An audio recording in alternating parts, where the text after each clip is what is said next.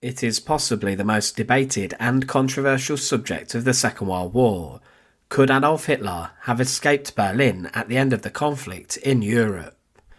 In April 1945, Berlin, the heart of the Third Reich, was under immense and constant artillery fire from the Soviet Red Army, who stormed into the city and laid waste to Hitler's capital.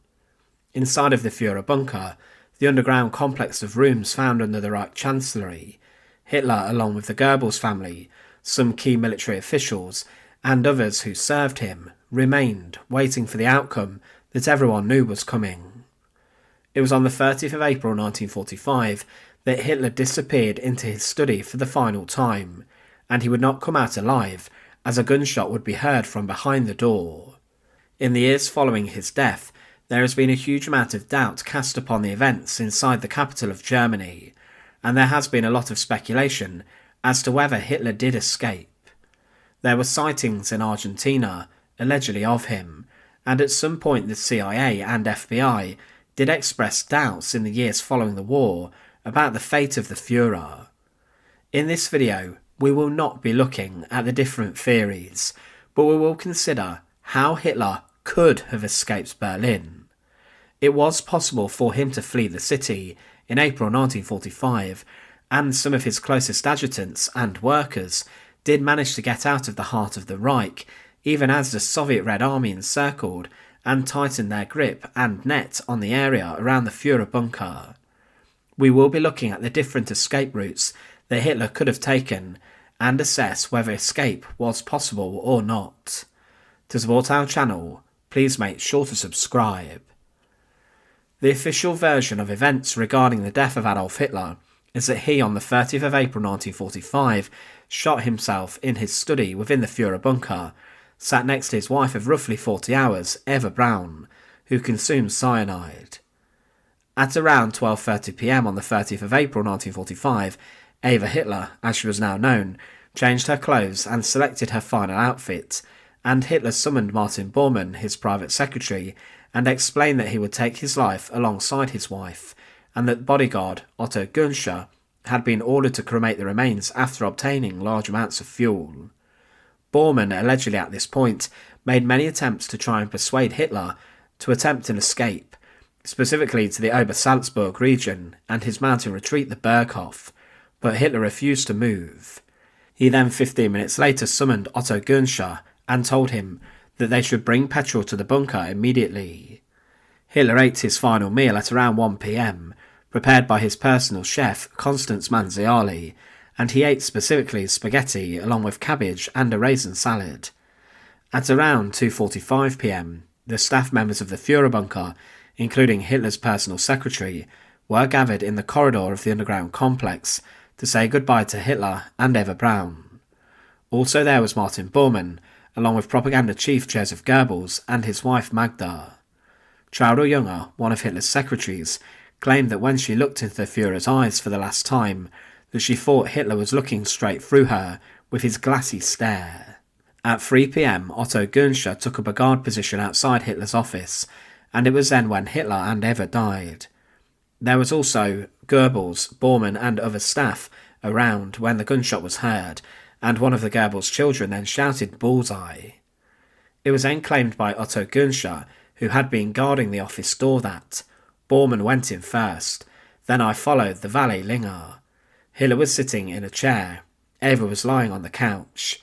She had taken off her shoes and placed them neatly together at one end of the couch.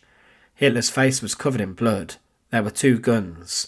One was a Walther PPK, it was Hitler's. The other was a smaller pistol he always carried in his pocket.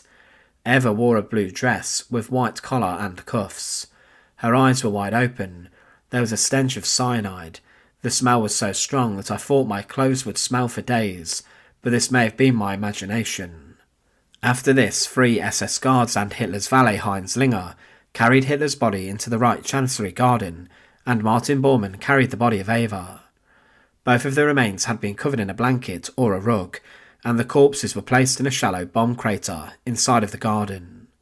Chauffeur Erich Kempka then arrived with the fuel, and this was poured over the bodies, and Joseph Goebbels produced a box of matches, but there was difficulty setting fire to the remains.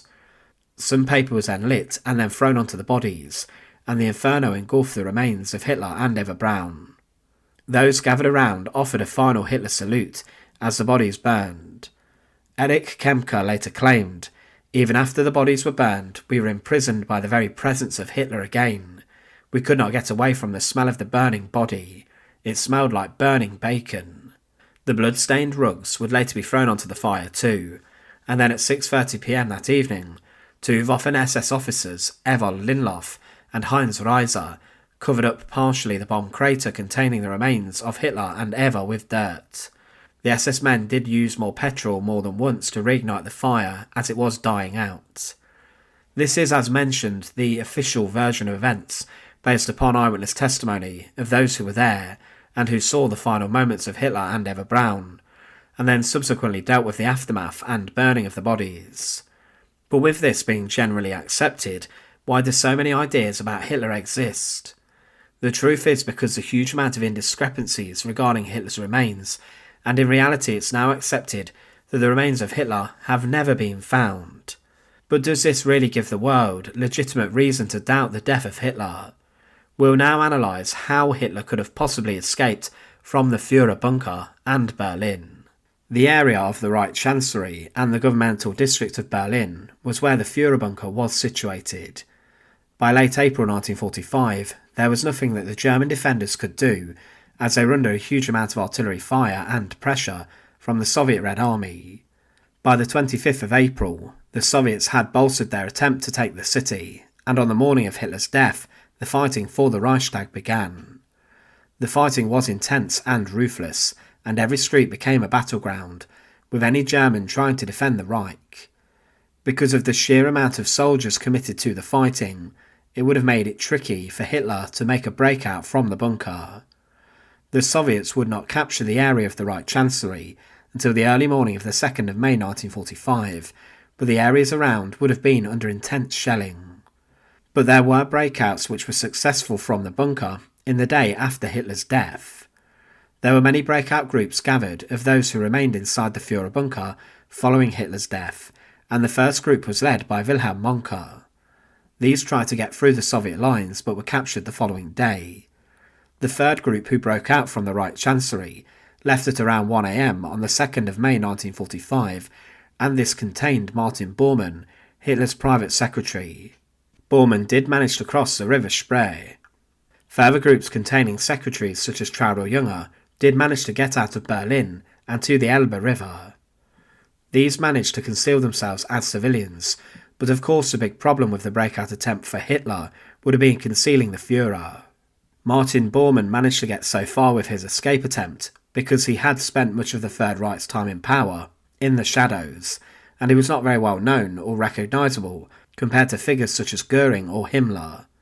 But getting Hitler out of Berlin would have been incredibly difficult, if not impossible, as everyone knew his face. There was also the problem with the fact he was by all accounts rather sick in his final months. Doctors suspected that he had Parkinson's, and he was complaining of many different health issues, and he was appearing much older than he actually was, and Hitler was becoming rather frail. Escorting a healthy man across a battlefield would have been very difficult, let alone escorting a well-known frail dictator. One method of escape for Hitler could have been a flight out of the city. Despite the Soviets bombarding Berlin, there was little air superiority established, and this could have allowed a lucky pilot to have got out of the city. On the 27th of April 1945, Hanne Reich, famous female German aviator, arrived in Berlin in a Fieseler Fi-156 Storch aircraft. She flew a very dangerous mission into Berlin, bringing the plane to land on an improvised airstrip in the Tiergarten, near to the Brandenburg Gate. If there was anyone skilled enough to have rescued Hitler, it was Reich, and the newly appointed head of the Luftwaffe, Robert Witte von Greim. Hanne Reich arrived on the 27th of April at the Führer bunker, and she was given 2 capsules of poison by Hitler, and she accepted them. But then on the 29th of April, Hitler ordered Reich and von Greim to fly out of Berlin in an Arado AR-96. Reich managed to take off, but the Soviet Third Shock Army was fighting through the Tiergarten from the north, and the Soviets actually tried to fire at the plane, as they were concerned that Hitler was on board and that he was trying to escape. Reich was later arrested by American officers, but when she was interviewed about leaving the bunker, she claimed that it was the blackest day, when we could not die by our Führer's side. We should all kneel down in reverence and prayer before the altar of the fatherland.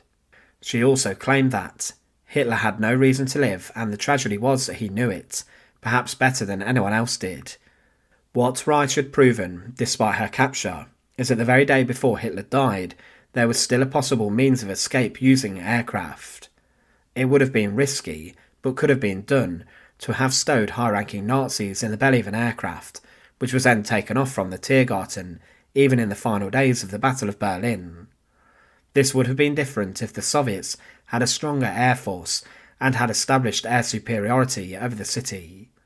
But where would have Hitler gone if he was on board the aircraft? He had little allies left who were not in trouble. Mussolini had been slaughtered, and other allies in the Balkans were of no use to him. He would have had to have flown to probably Spain, to be put up under the protection of Dictator Franco, before moving elsewhere, possibly on to South America. The Ratlines were an established method of escape for many high-ranking Nazis and fascists who fled Europe from 1945. Some officials who utilised these were Ante Pavlich, the leader of the Ustasha, Josef Mengele, the Angel of Death doctor of Auschwitz, and Adolf Eichmann, the architect of the Holocaust. There were two main routes.